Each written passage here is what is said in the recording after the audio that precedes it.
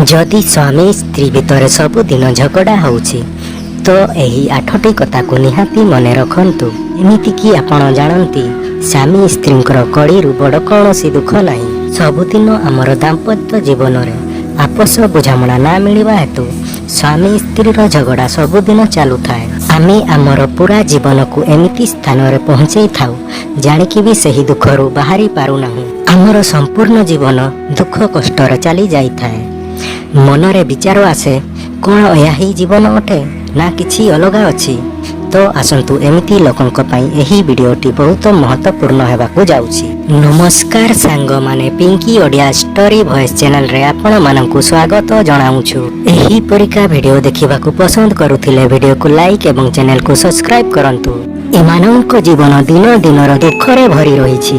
तो आसंतु बुझिबा एही कथा गुड़िक। सांग माने आपण माने महात्मा कबीर दासंक नाम तो निहाती सुनिथिबे। एहांको ज्ञान बहुत उपयोगी एवं गुण अटे।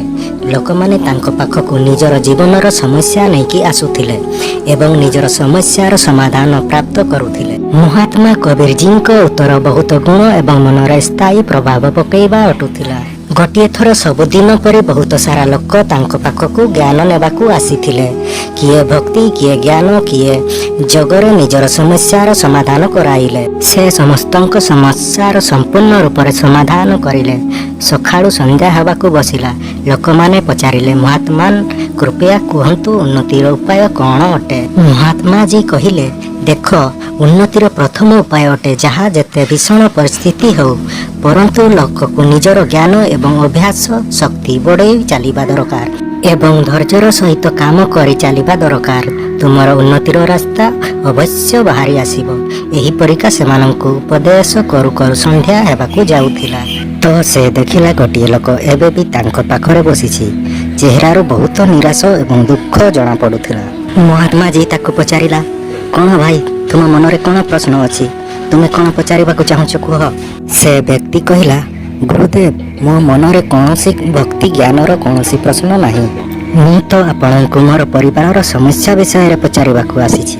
महात्मा जी कहिले भाई तुमको देखिबारु ही जणा पडुछि तुमर जीवन अशांति दुखरे भरी रहिछि परंतु तुमे खुलिकी कुह तुमर असुविधा कौन। दुखी व्यक्ति कहिबाकू लागिला गुरुदेव मोर दाम्पत्य जीवन गोटे दिन भी सुख संतुष्ट बीतु नाही। मु मो जीवन रे एते दुख कष्ट करुछि जे मु बहुत थर भावे संबंध विच्छिन्न करदेवी। मु मो स्त्री रे संतुष्ट नुहे। मो स्त्री एवं मोर संसार रे खाप खाउ नाही जहा कारण रे हम दुहिंक जीवन रे बहुत कष्ट सहिबाकू पडुछि। ताकू भलरे काम करिबाकू आसे नाही। ए मोर कथा सुने नाही सबु कथारे मो सहित झगड़ा करुथाए। मु एमिति कौन करिवि जहा हेतु मो जीवन सुखरे भरी रहिबो। दुखी व्यक्तिर कथा सुनी महात्मा जी कहिले किछि समय अपेक्षा कर मु तुमको एबे बुझाउछि।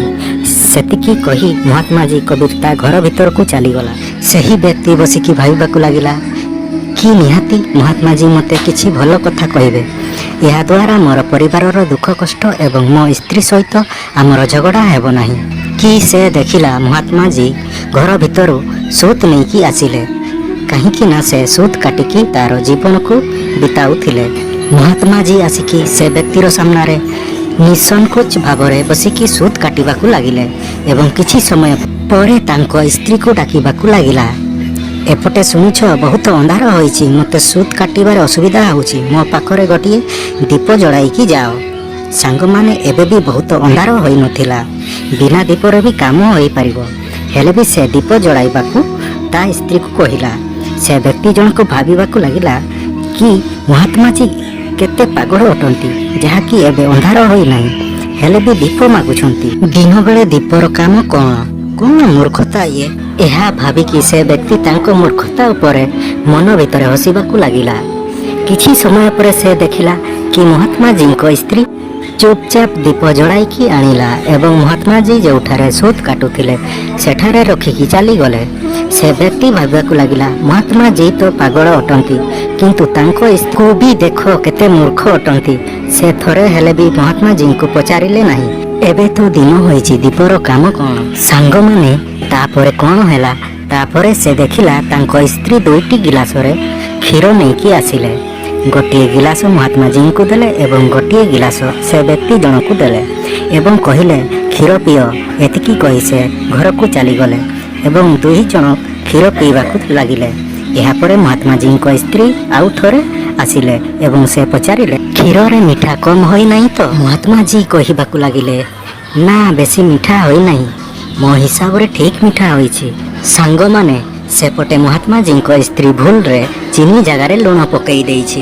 ଏହା ଜାଣିକି ସେ ବ୍ୟକ୍ତିକୁ ବହୁତ ଦୁଃଖ ହେଲା। ସେ ବ୍ୟକ୍ତି ଭାବିବାକୁ ଲାଗିଲା କି ମହାତ୍ମାଜୀ କେତେ ଅଜବ ମୂର୍ଖ ଲୋକ ଅଟନ୍ତି। କହୁଛନ୍ତି କ'ଣ ନା କ୍ଷୀରରେ ଠିକ୍ ମିଠା ଅଛି, କିନ୍ତୁ କ୍ଷୀରରେ ମିଠା ହିଁ ନାହିଁ। ଲୁଣ ଏବଂ ଚିନିର ଅନ୍ତର କ'ଣ ଏହାକୁ ତ ଜଣା ନାହିଁ।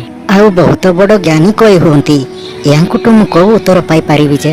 ସାଙ୍ଗମାନେ, ଲୋକଟି ଏହିସବୁ ଭାବି ତା ମନରେ ବହୁତ ରାଗୁଥିଲା। ସେପଟେ ମହାତ୍ମାଜୀ କ୍ଷୀର ପିଇ ମୁହଁ ପୋଛୁଥିଲେ। ଦୁଃଖୀ ବ୍ୟକ୍ତି ଜଣକ କହିବାକୁ ଲାଗିଲା ମହାତ୍ମାଜୀ, ଯଦି ମୋର ପ୍ରଶ୍ନର ଉତ୍ତର ମିଳିଯାଆନ୍ତା ମୁଁ ଘରକୁ ଚାଲିଯାଆନ୍ତି। ମହାତ୍ମାଜୀ କହିବାକୁ ଲାଗିଲେ ଆରେ ଭାଇ, ମୁଁ ତ ତୁମର ଉତ୍ତର ଦେଇ ସାରିଛି।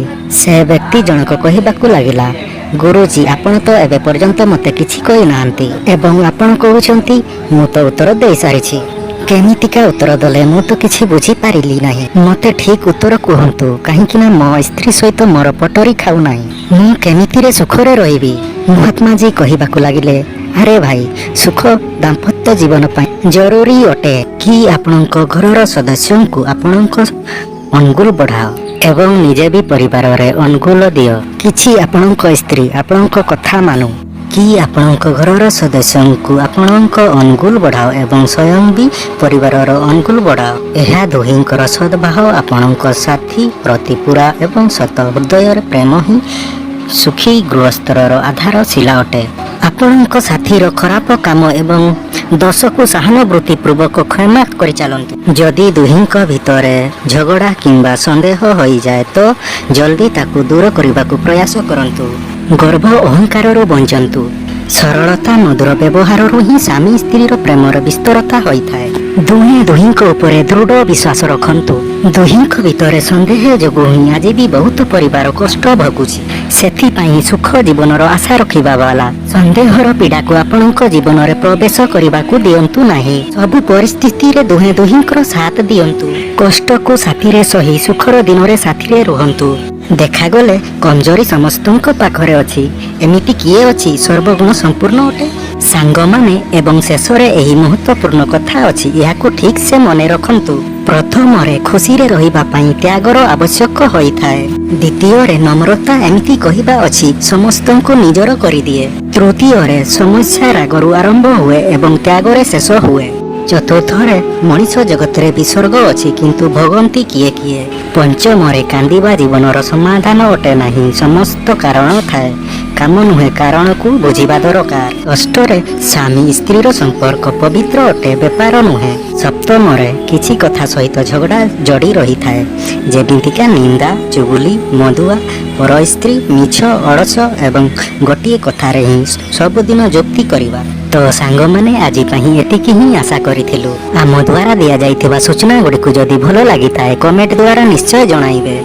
ଏବଂ ହଁ, ଭିଡ଼ିଓଟି ଶେଷ ପର୍ଯ୍ୟନ୍ତ ଦେଖିଥିବାରୁ ଆପଣମାନଙ୍କୁ ବହୁତ ବହୁତ ଧନ୍ୟବାଦ।